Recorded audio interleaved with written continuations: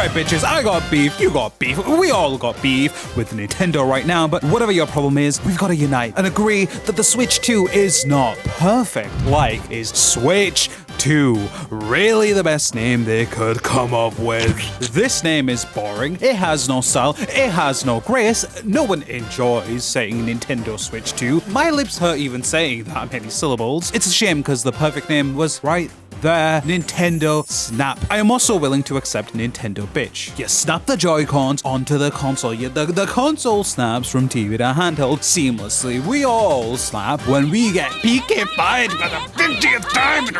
I can already hear some of you yelling that we've walked into the Wii U fires, but bro, even the Xbox 360 and the Wii were considered terrible names at some point. Never forget that marketing can sell anything. Let's shift over to step 2 and talk about price. Now, the Snap is not the strongest thing. It is like PS4 Pro level in 2025. Granted, I am pleased with its power, especially for a handheld. However, we are long past PS4 in the current year of 2025, so people weren't as impressed as they were in 2017. We have other things we can compare this to. For a company that used to be known for employing the blue ocean strategy, it just feels bad to buy a console that's almost as expensive as the big boys, despite being much weaker when you know they're doing this to sell their console at a profit. Meanwhile, there is a Scrooge McDuck gold pal in Nintendo HQ. The price of the Snap falls to $400, £375, 60 to 70 euros less in every EU country, and so on and so forth. Step 3, we can't forget about the pre-Snap, which also gets a long-needed price cut. Why would Nintendo do this, you ask?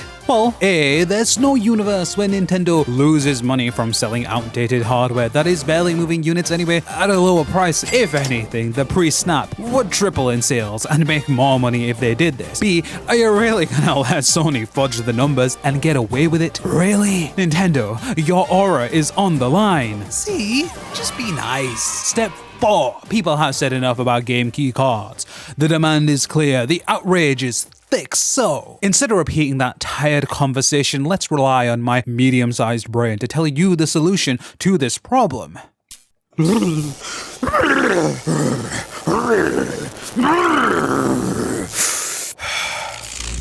I've got it. A novel technology that answers all our questions. It's cheap to produce, it stores enough data, it's sexy and smooth, and it doesn't smell bad. Ladies and gentlemen, discs. Proving once and for all that rectangles drool and circles rule. A tiny Blu-ray disc powers our favorite Nintendo Snap games. But Stone Cold Miracle, how would that even work? I don't know. Let's move on to step 5.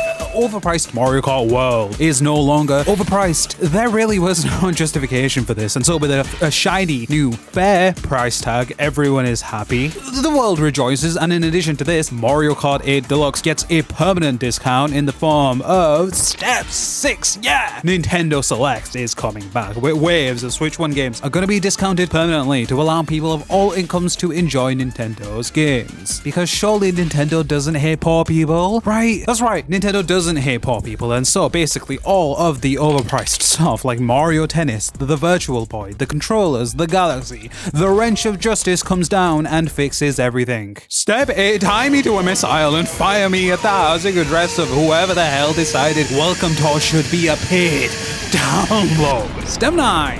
Hear me out on this one. Okay, I am no advocate of piracy, but Yuzu and Ryojinx will not be taken down. Now, sure, they absolutely shouldn't have leaked things and used it to play games that went out. There probably should have been no profit for the teams, considering what this is being used for. But this has been Nintendo's most profitable generation by far, more so than the late 2000s. Nintendo has never made as much money as they did in the past 5 years, so emulation made zero impact on their finances, and forcing these teams to stop genuinely just agitated people enough to stop pirating Nintendo games out of spite. It's become a meme. When will companies learn that PC users will not be stopped from their shenanigans? Like, have you seen the things those freaks do? They could make a 3D model of me and animate me kissing Luigi, and I would hate that. I would be so powerless. It would suck so bad. Step 10, the stupid patents get vaporized for being stupid. No more of these. Hardware patents I get, but video game mechanic patents? That sucks. It's universally unpopular and incredibly hypocritical. Straight up, it's not like Nintendo games are better as a result of these patents.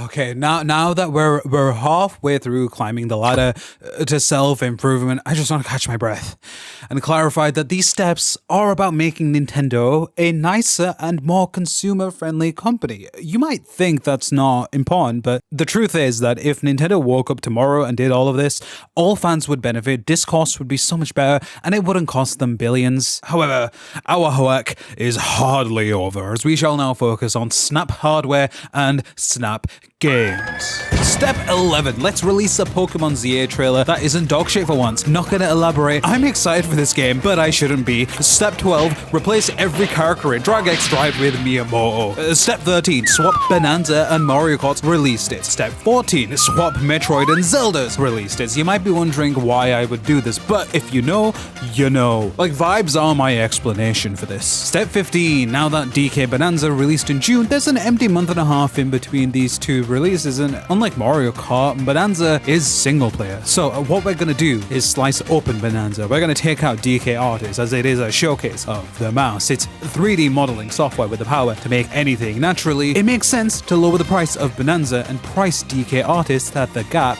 between. So, DK Artist launches June 26th, 3 weeks later, precisely when hype starts building up for Mario Kart. As a standalone release, Artist allows the ability to see and upload creations. People can even rate what you make. No problems will arise through this because humans are a force for good. Step 16. Paid DLC for Bananza is cut in half. DK Isle is included with the game. I would just make all of it free, but let's be real, Furukawa would disembowel me for even suggesting such a thing. Oh shit, here he comes. Ah! Step 17. Step 17. Step 17. This is a 2-1 for 1. This is a 2 for 1. This is Nintendo gets off their asses and actually patches 2 Switch 1 games a month, free of charge. Plus, all paid Switch 2 editions go into the expansion pack. They then raise the price of both NSO tiers because we all fucking know that's coming. The Zelda patches become free because why the fuck did they expect us to pay for that?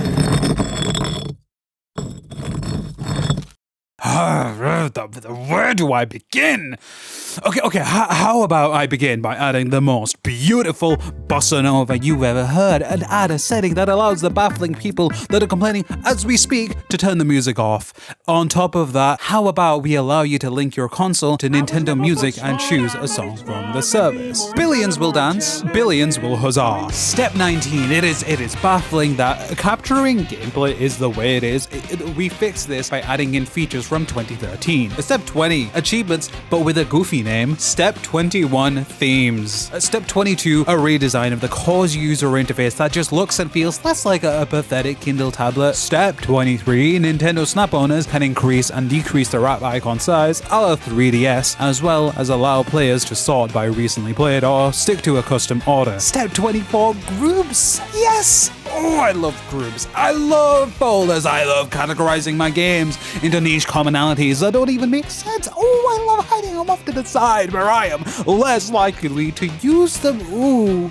No, not ooh. This time around, you can move folders into the home menu, just like you can on previous consoles. By the way, all of these additions do not make the snap slower because I said so. Nah, boo-boo. I have a few bonus steps because there's nothing more bonus than forgetting to add 2 steps to the image before exporting it. Anyway, my Nintendo genuinely sucks ass for getting rid of the gold coin initiative. So, we bring that back. My second proposal is one that almost aged badly, but luckily not too badly since Nintendo wouldn't dare to add this as a feature to their fucking new console. I want proper playtime statistics. Who decided that the hours played should be counted in 5s? Did Bucci make this? My anime fans, I gotta love that reference. Step 25. Instead of launching with 3 GameCube games, that's right, we got 6 GameCube games, baby, and the 3 new editions are Mario Sunshine, Super Monkey Ball, and Pokemon Colosseum because they launched a console in the summer and decided to go the entire season without giving us a game that's already playable. B, I like monkey balls. C, I like Pokeballs. Final truth nuke. Offering people a singular, boring, dark grey, light black colour of dust, abstergo-ass design at launch was a strange decision as we didn't do this last time. We did have 2 SKUs and the grey one was actually grey. Therefore, I vouch for a puke green snap since no one seems to be capitulating on the puke market audience. And that is it. I have fixed everything. It really is that easy. As you can see, I am a genius, and unless they apply all of these changes, Nintendo will not improve their terrible sales. They walk left, and I miss their supple cheeks so bad. Bye bye. Farewell.